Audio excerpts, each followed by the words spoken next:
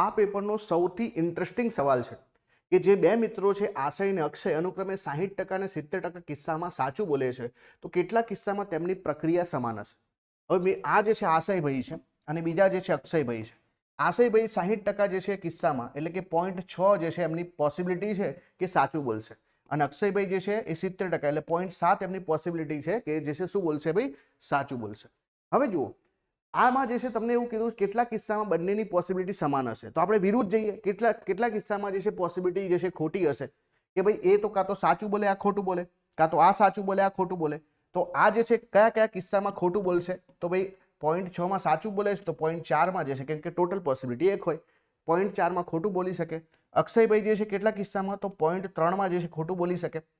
હવે આપણે શું શોધવાનું કે એક સાચું બોલે બીજું ખોટું બોલે, બીજું સાચું બોલે એક ખોટું બોલે, એટલી પોસિબિલિટી ખોટું બોલવાની થાય. એનો મતલબ જે છે આ બેને આપણે ગુણાકાર કરીએ તો અને 0.6 ગુણ્યા 0.3 થશે તો 6 તરી 18 એટલે 0.18 થશે.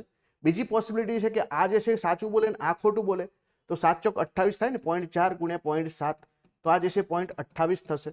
તો આ જે છે બરાબર બે આ ટોટલ પોસિબિલિટી કેટલી થાય છે તો 8 ના 8 16 થયા, વધી પડી 1 છે એટલે કે 0.46% માં આ લોકો ખોટું બોલી શકે એટલે એટલી શક્યતા છે.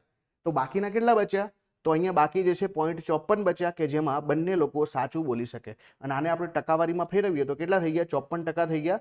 તો 54% પોસિબિલિટી એવી છે કે તેમની પ્રતિક્રિયા જે છે બંનેની એક સમાન હશે એટલે બંને સાચું બોલતા હશે.